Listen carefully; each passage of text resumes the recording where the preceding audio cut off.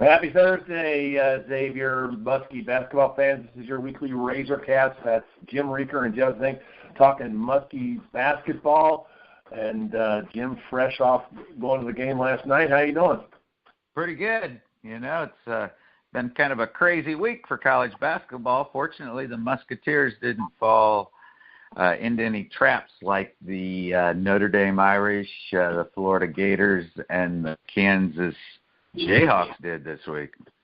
Yeah, a little crazy talking about just in the past night or so. We'll talk a lot about that on our Trogcast because it does seem that the world of NCAA basketball is going a little topsy-turvy, and a lot of things could still happen before conference play starts for most of the conferences here the week after Christmas. But, Xavier has avoided that, and that leads us into the first big topic everybody wanted to know. A lot of press this week about the Crosstown Showdown. And before we get to what everybody's talking about, why don't we talk about the game first? You were there, so you got to see the quality of the game. It seemed like the Musketeers just pretty much had their way with the Bearcats. Yeah, and if you recall back last week, in our preview, I kind of said I thought there were two keys that would carry the Muskies through this game, and I think both of them came true. I think the home court advantage, actually, the Xavier fans have to be given kudos. They set an all-time record for the attendance at the Cintas Center, and the tougher schedule that the Xavier Musketeers had played than over the Cincinnati Bearcats. I think both those, number one, got them off to a great start. I believe at one point it was 21-5. The Musketeers got as big as a 17-point lead in that first half. And so I think that was really the key for the Musketeers. And as I said, maybe losing that game out in Las Vegas to Arizona State, which again looks better and better as Arizona State continues to play very, very well. If they don't lose that game, they maybe lose to Baylor or UC this week, because I think that kind of righted the ship, got their attention to focus on some weaknesses that they had that they needed to take care of. And I think that has happened, and Xavier's playing very, very well right now. Two ranked opponents on their wall after this week. Yeah, you look at it. Second half was actually even up 46-46, so that was a bit of a track meet going back and forth. But Cincinnati just couldn't pull it back in after going down 13 at the half. A couple things that I really see that when you're looking at the stats and you're looking at some of the highlights is Xavier was able to shut down some of the bigger names, the bigger scores, especially Gary Clark, who's been Cincinnati's big scorer. Justin Evans did go off for 23, but they pretty much kept Clark in check. And Washington, who's been putting up some points, he hasn't really gotten going so far this year, but he didn't score at all. And then when you also look at the rebound differential, 44-27, so Xavier continues to pound those boards. Something that was a little ugly that you notice a lot is they did have 16 turnovers, so we hope that they can get that under control. But, when you're getting that many rebounds, that's almost like a turnover. Something we talked about a lot last year, or I kept bringing up, and you've already mentioned this year, is the Muskies, 83% from the line, and even better last night against Kent State, where they only missed one free throw. So they are getting some of those things in line for the Big East season coming up. Yeah, you're right about the rebounds. In fact, Chris Mack had emphasized that all week, that they could not give up the rebounds they did last year in that UC win last year, which is a fairly close game. I think they won by 6 or 8 points, but the Musketeers gave up 19 offensive rebounds to the Bearcats, basically 19 second chances of missed shots. And, in fact, during the week, he wore a T-shirt to practice, I think, every day that had the number 19 on it. He actually took them into the film room, and he showed them all 19 of those rebounds. So, and they responded. I believe the Bearcats had 8 or 9 offensive rebounds. So that was, another big factor in the game. And a couple performances that we have to note during that game. Kaiser Gates, 10 points, but he had 10 rebounds, so had a double-double.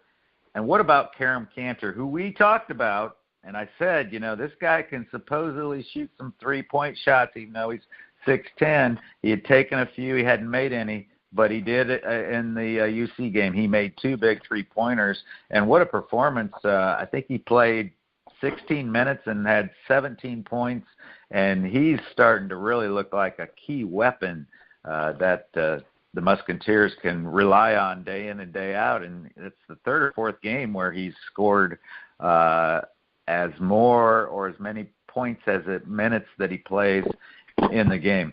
And, of course, we have to mention Trayvon Blewett just kind of has UC's number. Last year he put up 40 points, and again, he was the leading scorer for the Musketeers with 28 points in that game. Yeah, good thing to point out, Xavier, almost 50% from three-point land, and they were able to keep the Bearcats under 30%. So an all-around good game on that front. Xavier put it to them, showed that they're a force to be reckoned with against another power. And the Bearcats, we'll be back later. I think the key thing you said there is that they hadn't really faced anybody all that big. Now after this Xavier game, they do have Florida coming here, even though Florida has stumbled of late. They're still going to be a quality opponent, but the Bearcats are going to be in the mix all year. But unfortunately, what everybody's talking about is not, Trayvon Blewett's 28 or Cantor's threes or the tough defense or the free throw showing. It's the testy exchange between UC coach Mick Cronin and J.P. McCurra at the end of the game. And you were there. I know you've seen it on the highlights, and you said you saw snippets of it while it was happening. What's your take on what happened there toward the end? Well, just a couple things. Number one, fortunately or unfortunately, however you want to look at it, I think the Steelers and Bengals changed the national conversation on the sports talk shows about things that may have helped, especially that big story coming out of the city and even the local talking sports commentators are talking more about that. It's kind of, I think it's almost gone. Haven't heard much about it lately. My take on it, number one, well, actually, I talked to a very hardcore UC fan yesterday, and I thought his take was very good on it. He said, it was not a good look for UC. It was not a good look for Mick Cronin. He said, because if you think about this, if you go back 6 years to the fight, Mick Cronin kind of came off as the good guy in that because if you remember the press conference, I went in there and I took their jerseys off, and they don't deserve, they're going to act like that and do things like that. They're not going to wear Cincinnati across their chest. And then he pointed out, he says, what he did this time is just as bad as he actually was the one who made a physical move toward McCurra. Obviously, McCurra had said something to him, but said that just doesn't look good. And it kind of, and he even mentioned, he said, and I think Chris Mack did the right thing by not letting J.P. McCurra get involved in the press at all. We have not heard one word from J.P. McCurra. Probably he's been told not to say anything about it. I don't think he ever will. I think Chris Mack's smart enough just to say, let that go.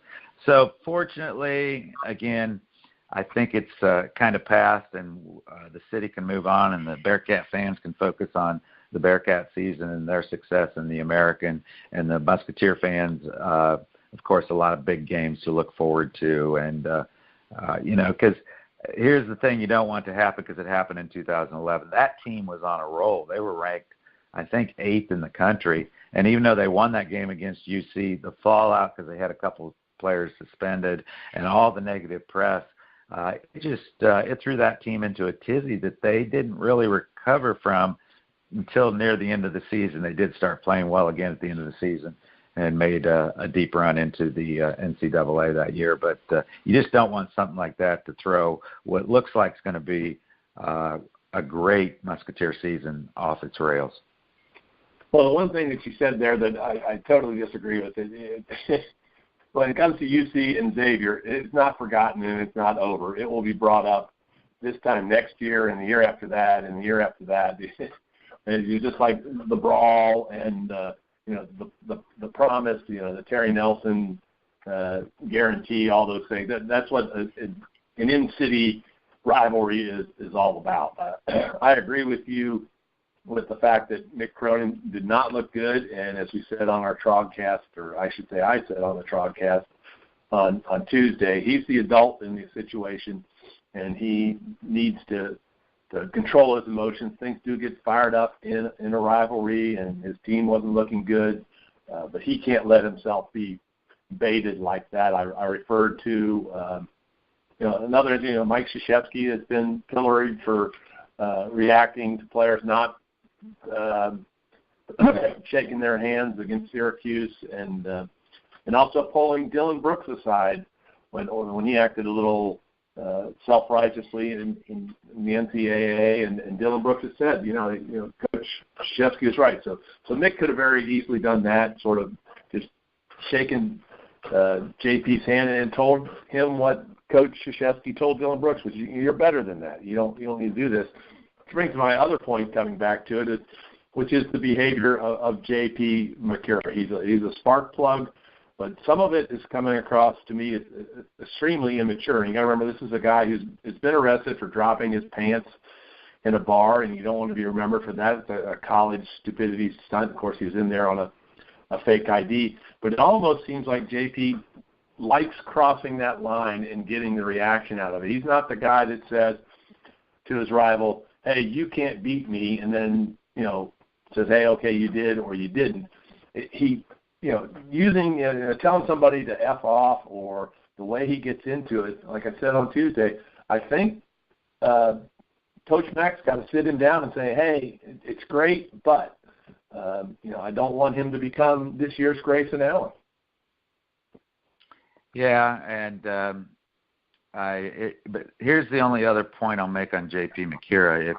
Again, I watched him for going on 4 years now, and again, it's obvious he talks trash, and again, we could debate that for the next half hour, whether that's just being a sport, it's part of the sport or not, if it's classy or not classy. But you never see many overt actions from him. It's covert. He must talk under his breath a lot and challenges players. And I watch him. If you watch him, every time he walks out onto the floor, right before the tip, he's always talking to the guy of the other team right beside him. Whatever he's saying, and oftentimes they're laughing. Of course, that's right before the gauntlet's laid down for the game, and it becomes intense. So, I'm not going to sit here and defend him. It's part of his mantra, and I don't think he's going to change as long as it doesn't become a distraction. That's the thing. If it starts to become a distraction, that's what is a problem. And one last point, and I want to move past this. So I watched the entire game again from the television perspective, just to see if I could see anything. And here's something, and I noticed this when I was watching the game also. For whatever reason, Mick Cronin was amped up during that game. I'm not quite sure whether it's part of it. Might have been, some people have brought it up that he has not in the overall series since he's been coaching. I think he's 3-9 or something against Xavier. So maybe that was weighing in his mind. Maybe he's frustrated because of his lack of success against the Musketeers. Him being a hometown boy, maybe that gets on him a little bit more. But I just noticed that even to his own players early on in that game, he was screaming at them. And then the one incident where supposedly it all started when Macura got his shot blocked, you don't see Macura saying anything, or the player that blocked it, although both of them got a technical, which was never explained. But that's when Mick was, whatever he was yelling, and he was going up and down the sideline all the way down to the baseline, and that's when he got his technical. Of course, Chris Mack alluded to he knew why he got his technical, and I've heard, and there's no confirmation, that at that point he was baiting Macura, saying something about the shot that he had just been blocked. Then I also heard that he was arguing about the shot clock should have expired. It stopped too early or something. I don't know. So, again, hopefully it's... Well, like you said, we could spend the whole time talking about the psychology of the game and where it goes, but you just hope that rivalry games are more spirited and friendly than they are raucous and hard-boiled. And you made the point the other day, which I think is very apropos, is that, coaches shouldn't be taunting players and players shouldn't be interacting with coaches that way. Not that we're going to stop it, but it's just a bad look overall for what was, basically a pretty good game for most of it. And we'll talk about it next year when they come around to the showdown again. There'll be all kinds of things coming on and new players. But like I say, even though there were several last thoughts there, if you've got any more, let's say them before we head on to last night's game against the Golden Flashes. No, moving on. Can't stay. Good. You did say you had one final thought, and then it reminded you of two others, as often happens with all of us. Obviously, not much of a challenge last night. Won by 26. I've already said, it's great to see 24 for 25 from the line, not only for the percentage, but getting to the line for 25 shots. Three-point line again over 33%, which is what you want to see. Everybody got a chance to play. Even Harrison, walk-on Nick Vanderpool gets a couple of minutes there, and we always know what that's like. He got an assist when the hometown guy can get in against in a hometown game. But again, you were there and you got to enjoy it. Your good buddy Bill wasn't with you, so I'm sure you found somebody fun to go down with you. But again, probably lots of great things to say about last night.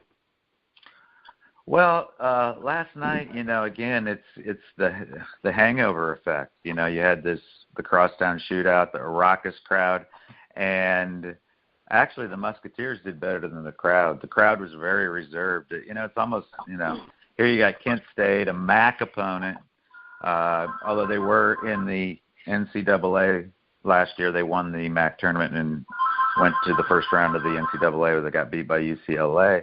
They were picked second in their division. They lost a couple players off of that team.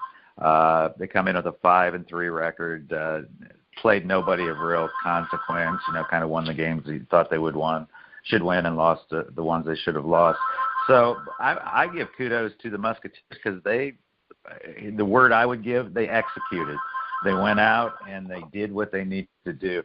And, yeah, you bring up 2 points, and we go back to last year. I remember you last year keep harping on, and we kept thinking it was going to get better and never really did, maybe a little bit better in the NCAA, was the free throw shooting.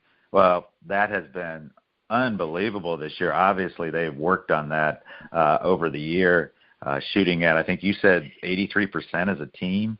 And last night, 24 for 25. I mean, up and down the roster, almost all of them are shooting very, very well. And you got the top ones, Blewett, Makura, O'Mara, Gooden. When they go to the line, it's just like almost automatic. So that's a great, great thing going into Big East play coming up here soon in a couple weeks.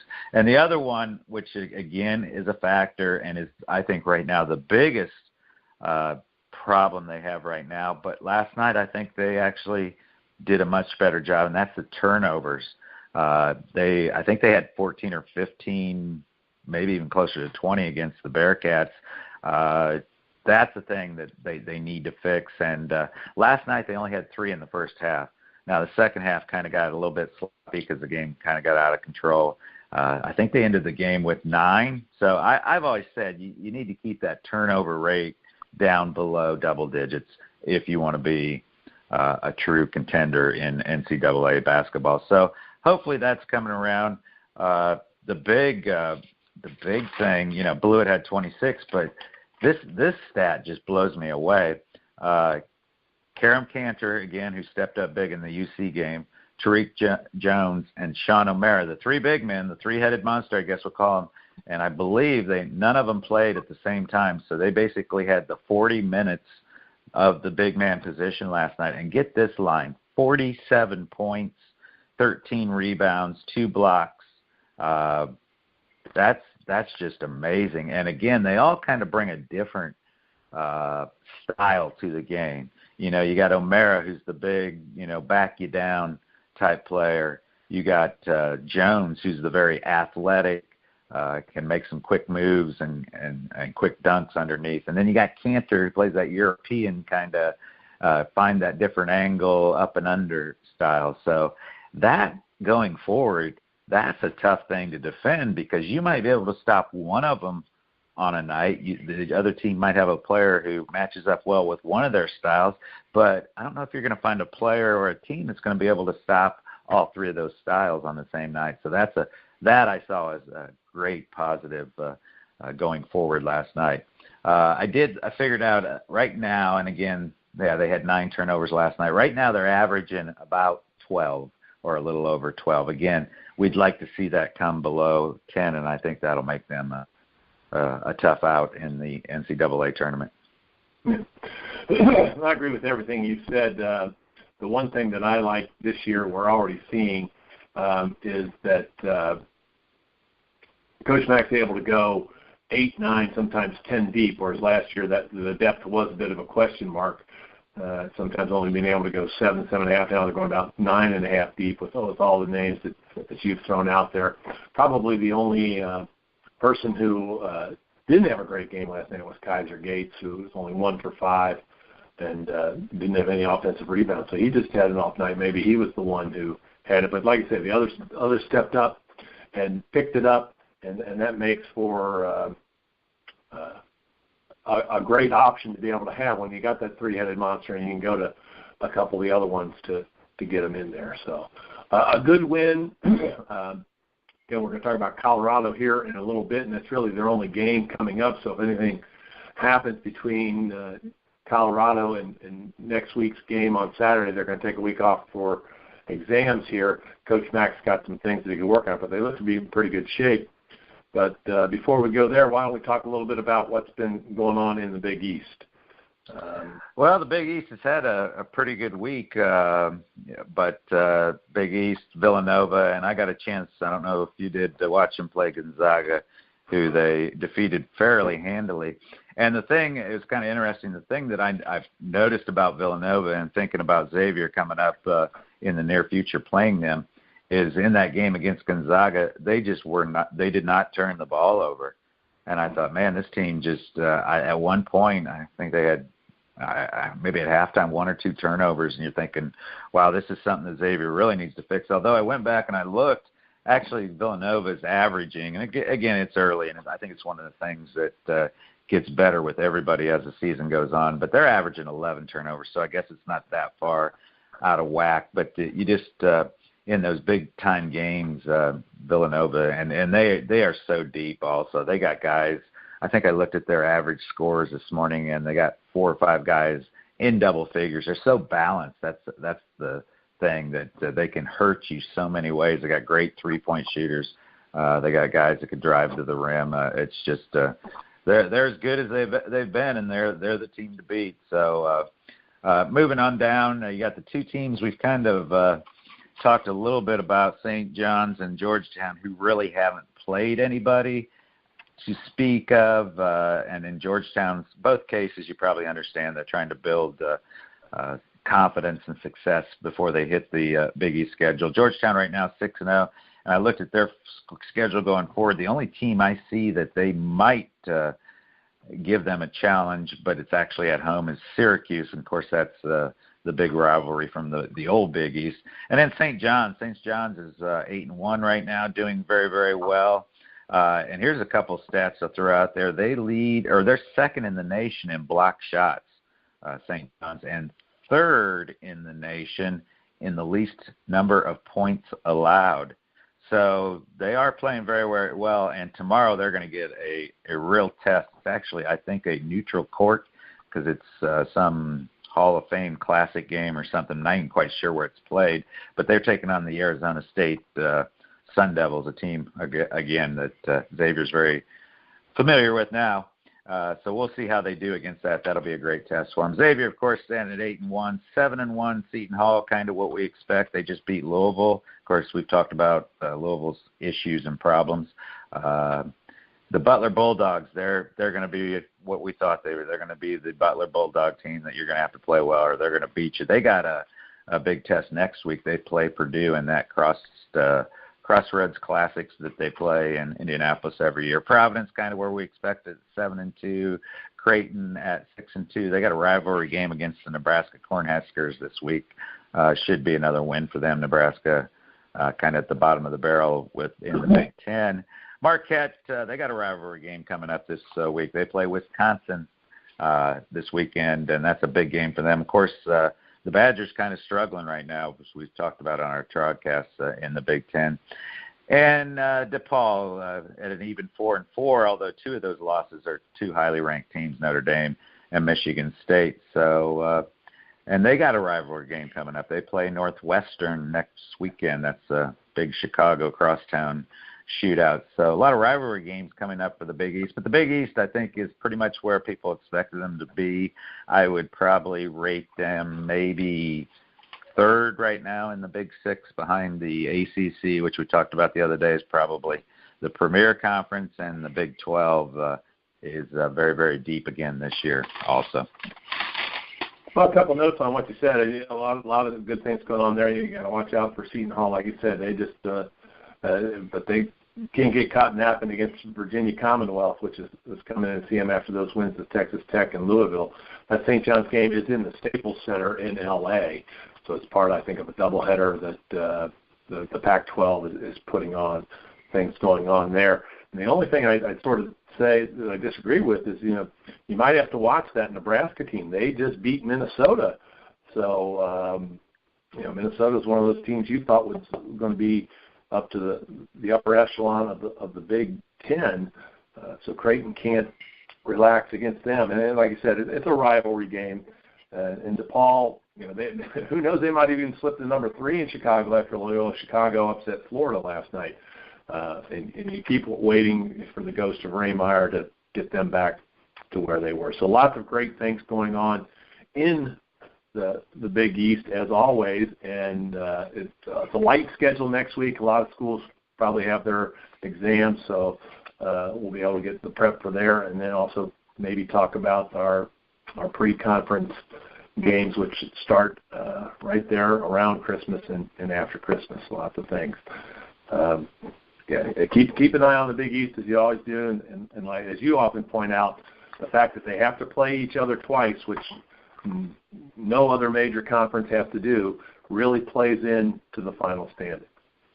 But that leads us to this Saturday. Colorado is coming to town, and got a little revenge factor working for the Musketeers. Well, it actually will complete the revenge tour. They had 3 non-conference losses last year. The first one being to Baylor, which they've taken care of at home. Second one was Colorado last year, and that was actually kind of a product of losing to Baylor and having to turn right around and play Colorado on the road again, the travel and the time of year. And then, of course, the UC Bearcats have already taken care of that. So if they can take care of the Buffaloes on Saturday, they will have total revenge this season. The difference is all 3 of those losses were on the road, and, of course, this year they get all 3 of those teams in the Cintas Center, which, again, is the 6th toughest arena in America to play. Just a comment, and again, I think you did allude to the fact that, again, these are student athletes who are in school, and it is coming up. Think about where we are. You got the beginning of the season, you got a lot of these classics games, then you had the holiday tournaments, and then you're looking at the conference coming up, which is always important to every school. We're kind of in that time. You can think about these 18 to 22-year-olds who are doing a lot of traveling. Again, they do have abbreviated schedules, but they are still taking classes, which they're going to have exams or final projects, and so that's on their mind. The holidays, a lot of these players, again, are going to school far from home. There's just a lot of things going on. I think attributes to a lot of the upsets that we've seen, that it's hard to keep focused, day in and day out. And there's so much parity in college basketball anymore that if you just have an off night or not, things aren't going your way, you're going to lose. Another upset we didn't even mention, although I don't know if it's really an upset, but if you look at the rankings, it is Texas A&M getting defeated the other night by Arizona. Of course, Arizona was number 2 at one time, but they've fallen out of the rankings. So here's the thing. I think Saturday, I think the crowd will be back in it. I know the players, I think their focus will be back in it because, again, this team beat them last year. And so I think the revenge factor will play very big. I'm sure Chris Mack will mention to them that, you did lose to these guys last year. Kind of an aside, I was listening to Coach Mack last night on his wrap-up show, and he did say that the night before he had I think he said, I texted JP and Trayvon and said, Mack's school, Ball State, defeats number 9 Notre Dame at home. Point taken, kind of the same situation, highly ranked team playing at home against a MAC school. And he said, I think he said Trayvon texted him back. He said, "Don't worry, Coach, won't happen to us." And again, I was very, very, again, it was just, they executed. Again, the crowd was not very raucous. It was full, but it just was not very loud. And it just, the hangover effect was there. But looking at the Colorado Buffaloes, they're starting 3 freshmen right now, and one of their best recruiting classes that they've had in a long time. They actually lost their senior big man, Torrey Miller-Stewart, 6'9", post player who broke his foot and is out indefinitely. But again, they're starting 3 freshmen, and the player that we need to probably watch, freshman, his name is Wright. I don't see his first name here, but he's a freshman point guard. Right, the 4th. There you go. And I think he's here's the little problem the Musketeers have had to mention also is stopping quick guards. If we go back to that Arizona State game, and I believe that's his mantra. He's only 6 foot, 185 pounds, but he had I think he had 8 or 9 rebounds in their last game. So we'll have to watch him. They are starting a 7-foot freshman in the post now by the name of Walton. So I think the Musketeers will do fine. I think it'll be, again, a kind of a raucous crowd. It'll be a Saturday, a kind of a strange 5 o'clock start time, but it'd be great if the Musketeers could, finish up this non-conference season going into the Big East and maybe on a positive note. They do have a tough game we'll talk about in the future. They're going to go to Northern Iowa, I think 2 or 3 days before Christmas. That's their last road non-conference game. That could be a test for them, again, going out, traveling to a team that's pretty good and has a strong following. Mm-hmm. Well, you're right on it. Colorado pretty much an unknown, but they were last year. They haven't really played anybody speak up, but they've got some hot players, so it'll be interesting to see. And you alluded to like the Texas A&M game. There are lots of things that have happened since our last broadcast, like the Kansas getting dumped by Washington, which I just mentioned this week. I thought maybe be a year or 2 away. Maybe Mike Hobson's got them that are off Florida, Cincinnati. There's just a mass of games that are going to happen between now and next Tuesday's broadcast for us to talk about that'll turn things topsy-turvy. So join in with us there, and of course we'll be back next Thursday for the Razor Cast, where we'll be able to talk about the Colorado game and the preview. Like I say, not much going on, even though they could get trapped with teams like Northern Iowa, but getting closer and closer to that Big East opener. Well, that leads us into our trivia and tidbit section, always a fun one for the both of us. And you alluded that you kind of tripped yourself on the trivia this week, but I'm sure you've come up with something that will be fun. Well, as the listeners know, I always try to relate the trivia to something we talk about during our broadcast. And I thought this would be an easy one. but a tough one, but an easy one too. And I told Jeff before we even started recording today, I thought this was an easy one. I would stump him. Every once in a while, I like to throw one at Jeff that I know he has, unless he's got his computer in front of him, he has no chance of answering. Because again, I know that because me starting out, I don't even know the answer. I got to go out and find it. So well, you thought that the other day with Wilt Chamberlain, and I got you without a computer. So you never know. Maybe I'm smarter than you think. Not much, but maybe a little. No, Jeff. The Wilt Chamberlain. Every once in a while, I throw you a bone just so you that make was you my feel good. Yeah. Now you say that. Now you say that. I thought you were down. You needed some easy ones. I figured you probably had a lot of knowledge of Wilt still. Yeah. You thought the same thing the week before with Sato and Chalmers. So come on, lay it on me, big boy. Well, if I know you can't answer this, and in fact, I don't know. I know if you're listening to the podcast, I think there's a place. I know we go out on. I don't know if you even knew this, Jeff. We go out on YouTube now, but there's a place where if you're listening and you know the answer to this, you can put it. So I'll check that to see if anybody can come up with it. Section, yeah. The question, because I thought we'd talk about it, which we did, was J.P. Mikura. The question, quite simply, what does J.P. stand for? Is this like B.J. Honeycutt on MASH? It stands for B and J, and that's it? That's what I'm thinking, because I spent 15 minutes Googling everything and read a bunch of bios on him, and nowhere does it mention what JP stands for. So again, it may be one of those that stands for J and P. That would be my best guess right now. The only other thing I know, and his kind of interesting, his grandfather, who comes to all his games, I believe, and he's from Minnesota. JP grew up in Lakeville, Minnesota. Is his biggest fan. In fact, in all these bios I was reading about him, his grandfather actually lives right next to the high school where JP played up in Minnesota, and would walk all his games, and he's his biggest fan. And he says I believe still to this day, ever since he started playing, he calls him after every game to kind of give him a rundown. He says, "Oh, you did a great job. You did a great job."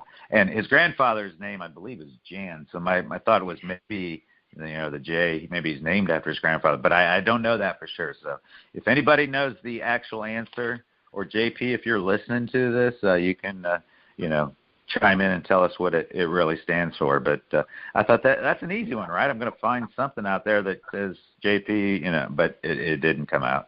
So then I went to, you don't know the answer, do you, Jeff? No, I don't. Okay. So then I knew we'd be talking about Kent State. To think on the names, I'm running short on time this morning so I thought, okay, here's one, the Golden Flashes, a very unique name. Where does that come from? What does that mean? Oh, that was my. Is it from the Marvel character? They just painted him gold instead of whatever color that is, the Flash, being quick, or is there some sort of business up there in the Kent area that they've named it for, that they're known for? Once again, here's what I found out. They actually, in 1923, here's a little trivia for you, their first mascot actually was the Silver Foxes. They were, and actually it was Kent Normal School. Kent's kind of like one of those teaching schools, and had use that name. They were the Silver Foxes, and the reason why they were called the Silver Foxes is because the president at the time owned a Silver Fox Ranch. So that's where that name comes from. But the Golden Flashes came about in 1926, 3 years after that. And all I could find out was they had a contest to come up with a new mascot, and some guy suggested the Golden Flashes, and there was no explanation why. He just thought that was a good, cool name, and it stuck. And everything I was reading about the Golden Flashes was more about what their mascot actually is. And it went through the history, and a lot of times you kind of see it's a bird, kind of a bird head is their mascot. So, again, out on the edge this morning, trying to find some tough questions. Unfortunately, I didn't find all the answers. Well, you got your homework for next week, and you can come up with something there. I mean, you haven't, you're not on top of it. It does look like it's sort of some sort of angry falcon or something is their mascot logo. But I'm sure he went home crying last night after the Muskies beat them. So we'll wish them luck in the MAC wherever they're going right now. They're sitting at 5-4, and the MAC hasn't been a conference with a whole lot going on for it the past few years. So maybe something will come out of that. Even though Ball State did pull off a pretty good upset, as you mentioned, over Notre Dame this week, and that he had to have mixed loyalties about that, I'm sure, with having a son at Notre Dame and Ball State being one of your alma maters. I actually watched that game. It was interesting. Well, last year at this time, we started our retrospective on coaches from Xavier's past when we highlighted the illustrious Joe Meyer, who got basketball started and eventually left for that team that cannot be mentioned that's 3 miles away. But this year we'll go to his successor, Clem Crow. Coach Crow took over Xavier basketball in the 34 season when Coach Meyer decided to just concentrate on football at Xavier. And Clem was also the line coach for those teams and would succeed Meyer as the football coach in 1936, holding that position until 1943. And yes, for all of you who've never seen the movie We Are Marshall, Xavier did have a football team for many, many years, and we're hoping that we can pay Marshall back for the loss that comes across in that movie all that often, even though it's a heartwarming story about how they came back from their plane crash when we play Marshall in a couple of weeks here. Coach Crow lasted in basketball through the 43 season as well. As we mentioned, the football team, unfortunately, both sports were put on hiatus due to World War II, and Coach Crow left. And his record in football was 46, 32, and 2, and in basketball he was 96 and 76 for a 5.58 mark, and he still is number 5 in total wins for a coach at Xavier. From there, he went back to Notre Dame, where he had played and won a national championship in 1924 under Newt Rockne. He was assistant there for a year, and then he went to Iowa for one season as a head coach to cover as an interim position for Eddie Robinson, who had left to join the service. Then it came where he spent most of his time. He coached professional teams from there on out. Started in the All-American Football Conference. For those of you who don't know, that's where the Cleveland Browns and Paul Brown got their start. They were the power there. And in his one season with the Buffalo Bills of that conference, he did take them to the playoffs, unfortunately losing to Paul Brown and the Browns. And then he coached for 1 year in the NFL with the Baltimore Colts, unfortunately going 1-11. But after that, he went north to Canada, where he coached in the Canadian Football League for many years with the Ottawa Rough Riders and the British Columbia Lions. Unfortunately, he only had a 36-69 record as a professional coach, but he did win the 1951 Grey Cup, which is Canada's championship, their Super Bowl, with the Ottawa Rough Riders. He left coaching shortly after that, and Coach Crow passed away in 1983, just as Xavier was coming back hard on the map. He was living in Rochester, New York at the age of 39, and a lot of people down there still remember Coach Crow, an extremely classy man with that Jesuit education throughout his life, often wore a suit and tie before when other people were not wearing suit and ties to his game. So a little blast from the past on Coach Crow to finish off this week's Razorcast. And again, we will be back next Thursday and with our Trog class on Tuesday. So any final thoughts there, Jim, before we sign off? Well, just one thing that made me think when you're talking about total wins, I believe if you look, Chris Mack is going to become the all-time total win coach at Xavier. I think he's 4 or 5 away from passing Pete Gillen, so I'm sure we'll be talking about that in the next 2 or 3 weeks. I think that'll come to pass unless something really weird happens. So, nope, let's just say go Muskies. Let's get a little revenge against those Buffaloes, and we'll see you next week on the Truck Cast on Tuesday. All right, go Muskies.